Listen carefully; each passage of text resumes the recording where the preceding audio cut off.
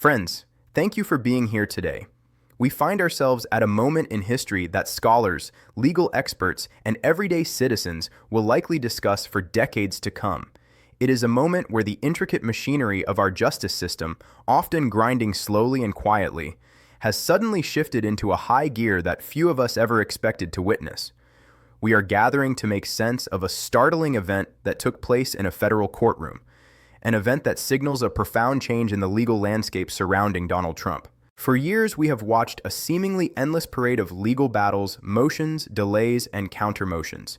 To the casual observer, it often felt like a game of stalemate, where consequences were theoretical and deadlines were flexible. But on January 1st, 2026, that dynamic shattered.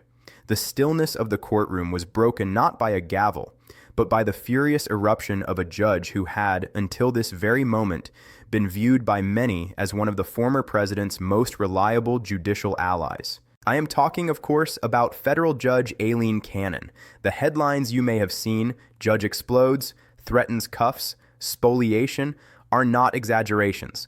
They are the sober reality of a hearing that went drastically wrong for the defense.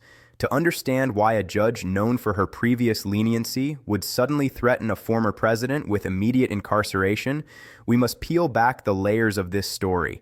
We must look at the evidence that was presented, the smoking gun video that changed everything, and the testimony of an insider who decided that loyalty had a limit. To truly grasp the magnitude of this shift, let us transport ourselves directly into that courtroom. The date was January 1st, 2026. The atmosphere, by all accounts, was tense but routine. The legal teams were gathered to discuss procedural matters related to the staggering $1.5 billion fraud judgment that has been hanging over Donald Trump's business empire. The expectation was perhaps another delay, another argument about discovery, another day of legal maneuvering. However, the prosecutors arrived with something new. They did not come with mere arguments, they came with visual proof. As they laid out their case, the demeanor of Judge Aileen Cannon began to shift. This is a judge who has faced intense scrutiny and criticism for her past rulings in the classified documents case, rulings that many legal scholars argued were overly favorable to the defendant. Yet, as the evidence played out on the screens in that courtroom, the color reportedly drained from the faces of the defense team, and a look of genuine shock and then fury crossed Judge Cannon's face. When the presentation concluded, the silence was deafening. Judge Cannon did not call for a recess. She did not ask for a written brief. She exploded. Witnesses describe a scene where the judge, visibly shaking with anger, leaned over the bench and delivered an ultimatum that stripped away all the usual decorum of federal proceedings. "Turn over everything or face cuffs," she stated. Let those words sink in. Or face cuffs. This was not a rhetorical flourish. This was a specific, actionable threat of criminal contempt. She made it clear that the court's patience had not just run out, it had been incinerated by the evidence she had just witnessed. She was threatening to have a former president of the United States taken into custody, right there and then, if compliance was not immediate. Why? What could possibly provoke such a reaction from this specific judge?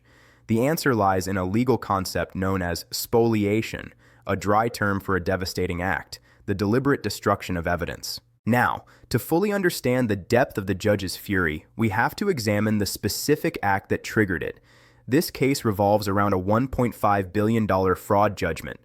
To prove that fraud and to determine the true value of the assets involved, the court had subpoenaed specific financial documents, ledgers that would show the real, uninflated value of properties like Mar-a-Lago, Seven Springs, and Doral. The court had issued a preservation order.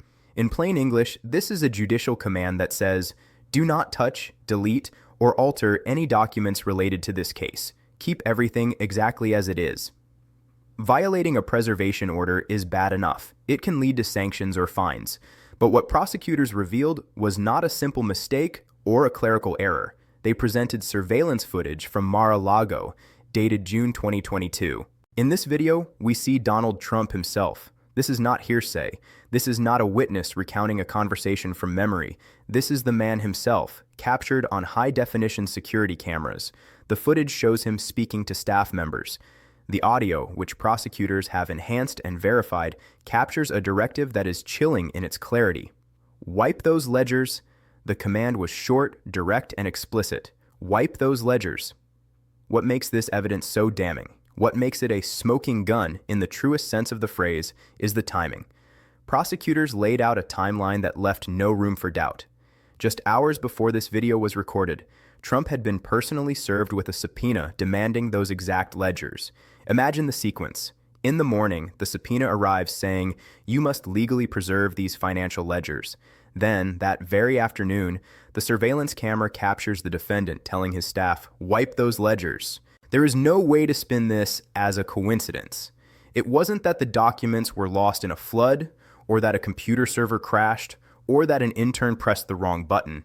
This was a deliberate, calculated decision to destroy the very evidence the court had demanded. It was an act of defiance that struck at the heart of the judicial process.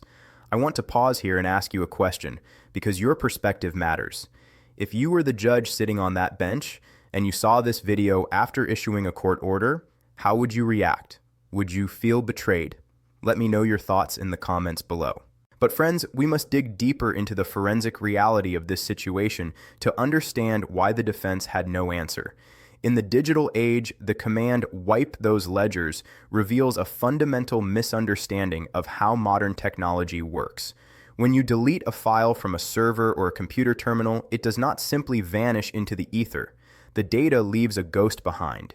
It leaves metadata, information about when the file was created, who accessed it last, and crucially, exactly when it was deleted. Prosecutors didn't just bring the video, they brought the digital autopsy. They brought in forensic specialists who had imaged the servers at Mar-a-Lago. These experts testified that while the content of the ledgers might be gone, the access logs remained. These logs painted a picture that matched the video frame for frame. At 2:15 p.m., the video shows the staffer nodding and walking toward the office. At 2:20 p.m., the server logs show an administrative login. At 2:22 p.m., the specific folders containing the 2018-2021 valuation ledgers were purged. This level of synchronization is what legal experts call pattern evidence. It destroys the possibility of a rogue employee defense. If a staffer had just decided to clean up some disk space on their own, the timing wouldn't align so perfectly with the boss's verbal order. The digital footprint proved that the video was not taken out of context.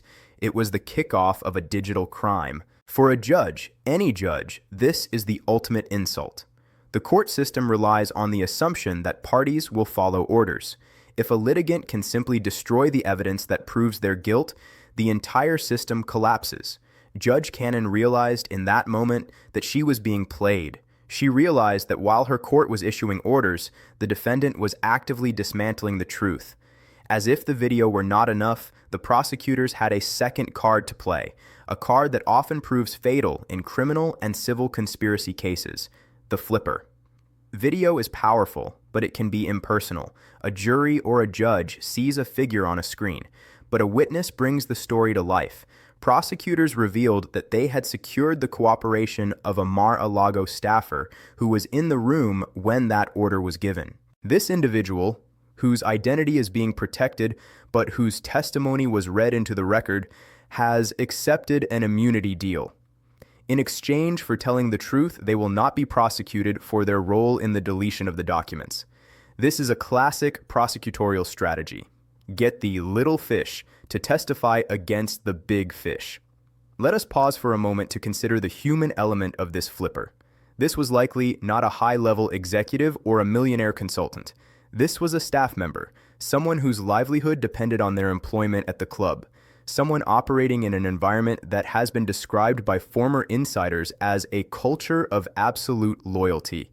In such an environment, the boss's word is law, often superseding the actual law. The psychological pressure on this witness must have been immense. To turn against the most powerful figure in their world, to risk the wrath of his supporters and the loss of their community, requires a breaking point. That breaking point, according to sources close to the investigation, came when the staffer realized they were being set up to take the fall. When the investigation began tightening, the staffer noticed that the narrative from the inner circle was shifting to blame clerical errors by junior staff. Realizing they were about to be sacrificed to protect the boss, the staffer chose self-preservation. They walked into the prosecutor's office not out of malice, but out of necessity. This witness provided the crucial context that the video alone could not. They corroborated every second of the footage. Did Trump know about the subpoena? Yes, the witness confirmed he had just discussed it. Did the staff understand what wipe meant? Yes, there was no ambiguity. Did they actually delete the files? Yes. The witness described the atmosphere in the room immediately after the order. It wasn't frantic, it was business as usual. That details chills the bone. It suggests that destroying records wasn't an aberration. It was a standard operating procedure. The witness stated plainly, "We knew he meant delete. We deleted them, and he knew we did it." This testimony is devastating, but I want to hear from you. Do you believe this insider is telling the whole truth, or do you think there is more to the story? Is this the final nail in the coffin? Share your opinion with the community. Now, friends, let's move on to discuss what this actually means in terms of real-world consequences. We are not talking about a slap on the wrist. The repercussions of this revelation are cascading, creating what financial analysts are calling a death spiral for the Trump business empire. First, there is the criminal contempt. In the legal world, there are two types of contempt, civil and criminal. Civil contempt is usually about forcing someone to do something. Criminal contempt is punishment for past bad behavior. It is the court saying, "You broke the law by disobeying me, and now you must be punished." Judge Cannon explicitly stated that this blatant spoliation warrants criminal contempt. The penalty for this is not just money, it is jail time. She has the authority to order him incarcerated to vindicate the authority of the court. That is why she used the phrase face cuffs. But we must address the elephant in the room, the logistics of such an arrest. This is where we enter uncharted constitutional territory. We have never incarcerated a former president who is under the 24-hour protection of the United States Secret Service. If Judge Cannon were to issue that arrest order, a bizarre and tense standoff would ensue between two branches of federal law enforcement. On one side, you have the U.S. Marshals, whose job it is to obey the judge and take the defendant into custody. On the other side, you have the Secret Service, whose statutory mandate is to protect the former president from harm at all costs. How does that work in a jail cell? Does the Secret Service stand guard outside the bars? Do they insist on a private facility? Legal scholars suggest that any incarceration would likely be custodial confinement rather than a typical jail cell, perhaps confinement to a courthouse holding room or strict house arrest with ankle monitoring. However, the very fact that we are discussing the logistical mechanics of how to imprison a former commander-in-chief highlights the severity of the crisis. Judge Cannon knows this. She knows that issuing that order triggers a constitutional earthquake. The fact that she threatened it anyway proves that her anger outweighs her fear of the logistical nightmare. This is a scenario we've only seen in movies. Do you think the Secret Service would actually allow a former president to be taken into custody? Or would they intervene? I'm genuinely curious to hear your predictions on this. Second, consider the financial impact. The underlying case is already about a massive $1.5 billion fraud judgment. That is a staggering sum of money. But because of this new violation, this refusal to hand over documents and the active destruction of them, the court has imposed additional fines. The figure is $500,000 per day. Let's do the math together. That is $3.5 million a week. That is roughly $15 million a month. This is not money that can be paid with campaign funds. This is personal liability. At the same time, because the judgment is not being satisfied, the court has authorized the seizure of assets. We are hearing reports that properties like Seven Springs and the Doral Golf Resort are being placed into receivership or seized outright. The bank accounts are frozen. The revenue streams that keep the lights on at these massive properties are being diverted to the court. When you combine a $1.5 billion debt, a $15 million monthly penalty, and the seizure of income-generating properties, you have a financial catastrophe. There is no way to grow your way out of that. The banks are fleeing. The insurers are canceling policies. The empire is being dismantled, brick by brick, dollar by dollar. Third, there is the obstruction of justice. Beyond Judge Cannon's courtroom, federal prosecutors are watching. Destroying subpoenaed documents is a federal crime. It is a felony. This video evidence is likely already being packaged into a separate indictment for obstruction of justice. This carries a potential prison sentence that is separate from the fraud case. Even if the fraud judgment were somehow overturned on appeal, the obstruction charge would stand. Furthermore, we must look at the broader tapestry of deceit that prosecutors are weaving together. This incident does not stand in isolation. It connects ominously to the revelations from the Smartmatic trial documents, which have exposed a coordinated effort to manufacture false narratives about election finance.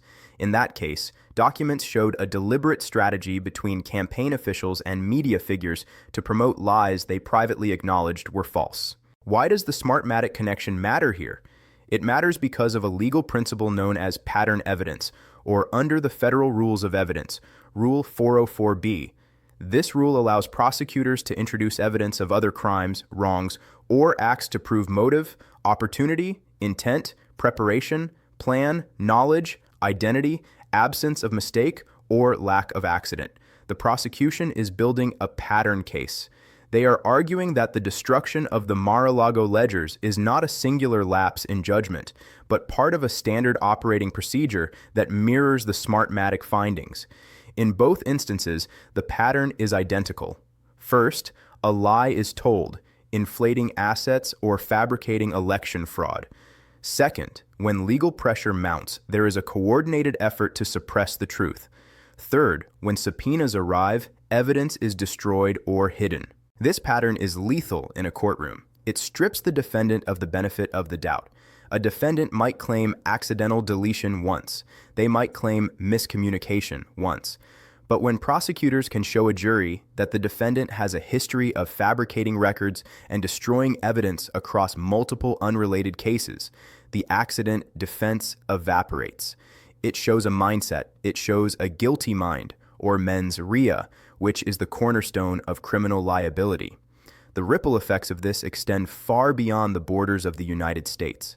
International legal observers are watching this case with bated breath. For decades, the United States has projected itself as the global standard-bearer for the rule of law.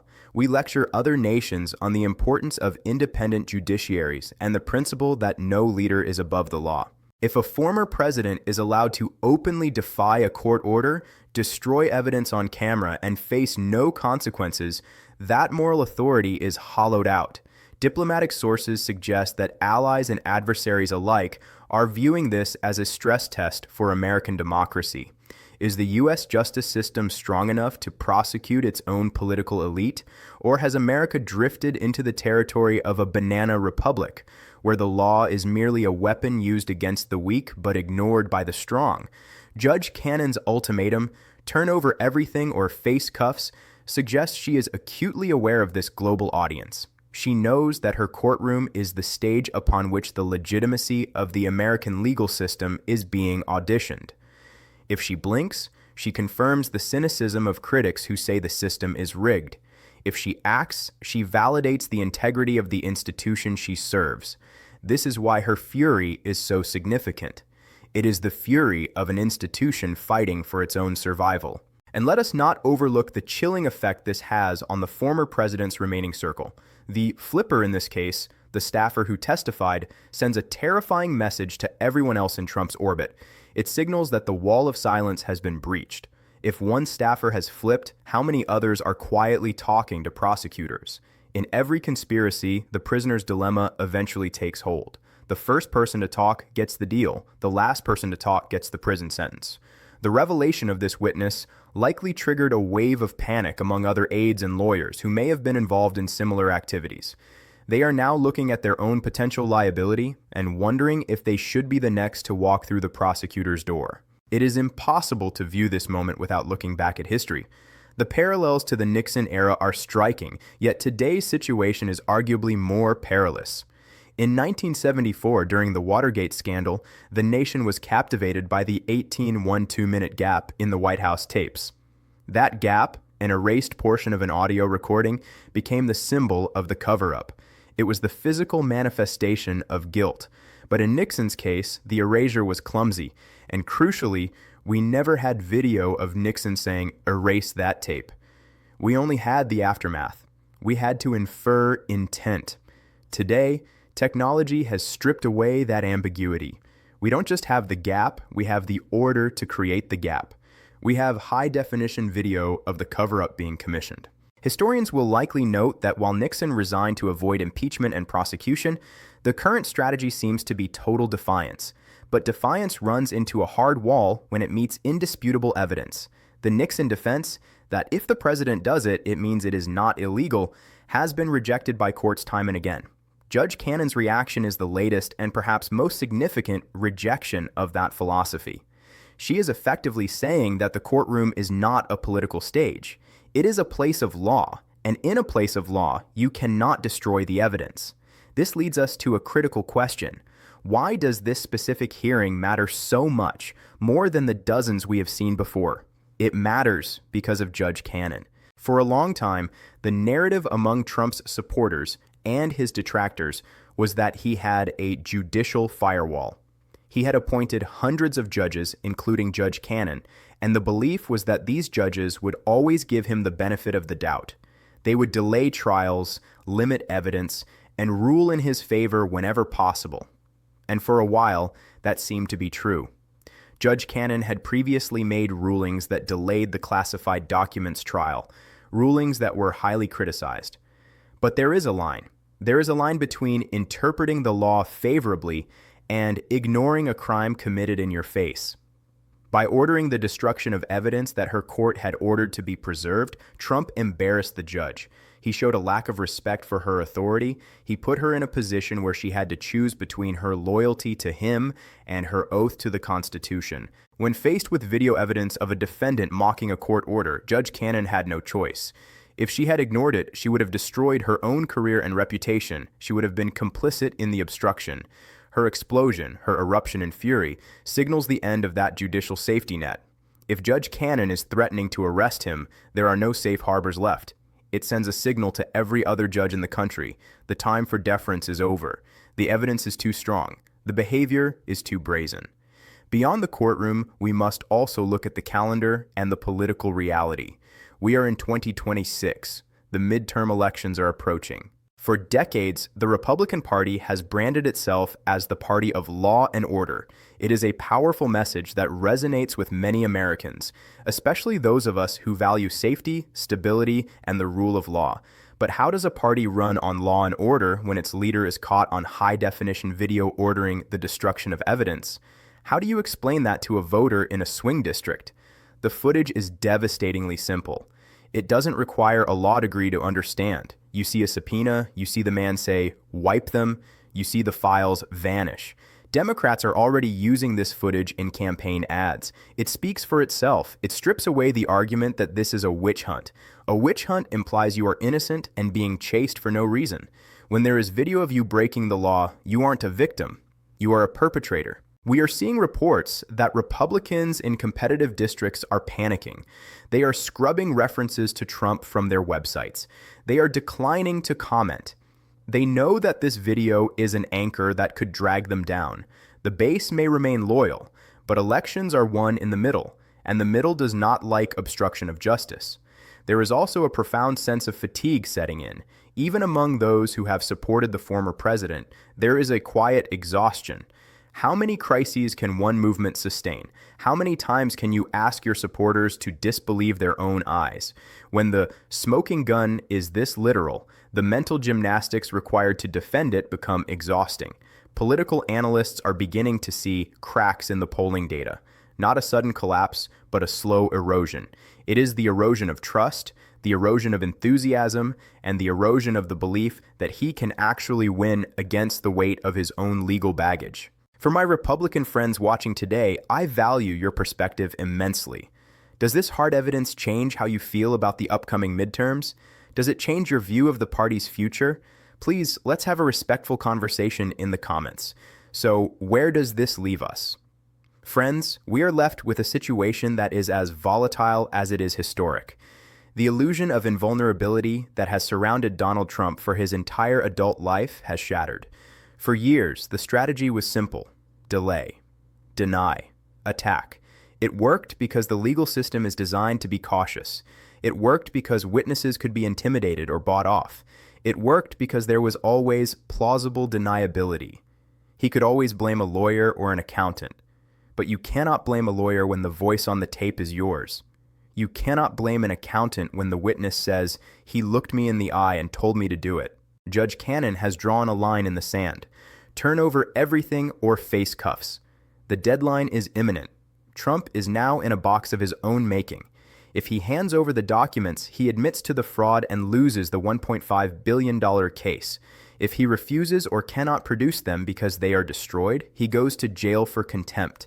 The death spiral is real. The money is running out. The properties are being taken. The judges have turned against him. The witnesses are flipping. We are witnessing the grinding gears of justice finally catching up. It is a reminder to all of us, regardless of our politics, that in the United States of America, the law is still king. No man, no matter how powerful, no matter how wealthy, and no matter what office he once held, is above the simple command of a court order. As we watch the news in the coming days, keep your eyes on Judge Cannon. Her next move will determine whether we are a nation of laws or a nation of men. Based on her fury on January 1st, it appears she has made her decision. Now, we wait to see if the defendant will finally, for the first time, face the full weight of the consequences he has courted for so long. Thank you for reading and for paying attention to this critical moment in our democracy. If you found this report insightful, please consider subscribing to our channel and sharing this with a friend who needs to know the truth. And finally, tell me, is justice finally being served, or is this just another chapter in a never-ending saga? I'll be reading your comments.